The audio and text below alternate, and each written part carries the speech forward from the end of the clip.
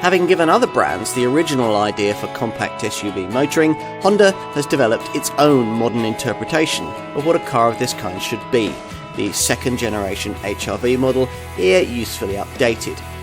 It aims at the premium end of the Nissan Juke and Renault Captur class, offering smart looks, impressive safety credentials and the choice of petrol or diesel power. Buyers also get a brilliantly practical interior thanks to so-called magic seat ingenuity and a slightly larger body shape than is the norm in this sector. If you're shopping in this segment and you're prepared to stretch your budget a little, we think you'd probably like one. Right from the off, you have a feeling that this might be one of the better compact crossovers to punt along, even if you've only opted for one of the mainstream models that most buyers choose. These featuring either a 1.5 litre normally aspirated iVTEC petrol engine or a 1.6 litre iDTEC turbo diesel. Here we're trying the flagship Sport variant, which uses a 182 PS turbocharged version of the 1.5 litre petrol unit. This Sport version gets agile handling assist torque vectoring, variable gear ratio power steering and rather over firm performance dampers, all to try to make it feel a little more dynamic. We'd suggest you stick with one of the standard engines, probably the diesel, which remains one of the more engaging power plants of its kind and is decently frugal, managing WLTP rated readings of up to 56.5 mpg on the combined cycle and 132 grams per kilometre of CO2. With a black pump fueled HR-V, you can only have manual transmission. Choose either of the petrol variants though, and you'll be offered the option of a CVT auto. Whichever variant you choose, you should be extremely impressed by the refinement of speed, and that's something that Honda's put a lot of effort into as part of the changes made to this revised model. The other thing we love about this car is its snickety manual gear shift action. It makes cog swapping such a pleasure.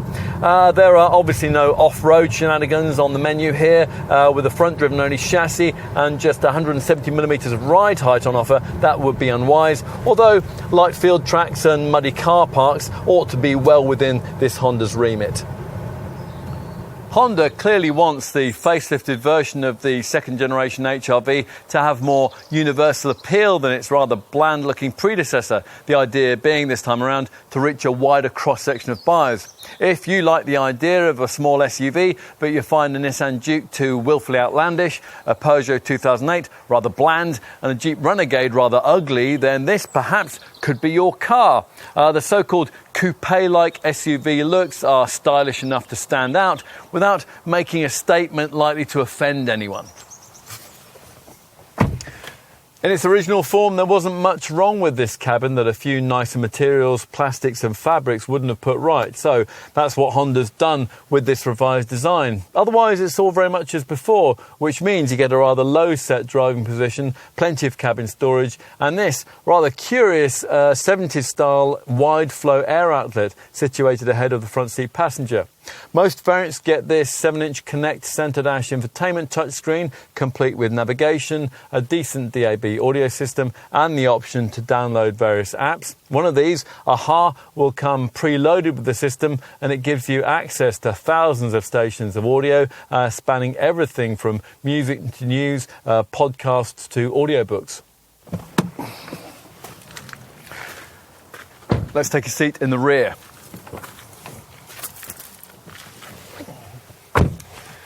Well, you'll find that the HR-V is one of the most spacious models in the compact crossover class.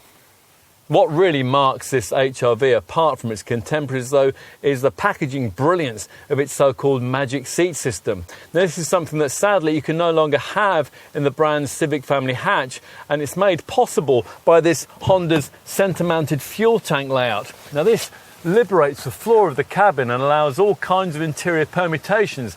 Let's take just one of them, the Magic Seat Tour mode, where the front of the rear seat base rises up and can be locked in a vertical position to leave a cargo height of 1,240 mils from floor to ceiling, allowing the object in question to be placed behind the front seats. It's ideal for tall, fragile items, maybe a small potted tree that you bought from the garden centre, or perhaps a bulky item of electrical equipment.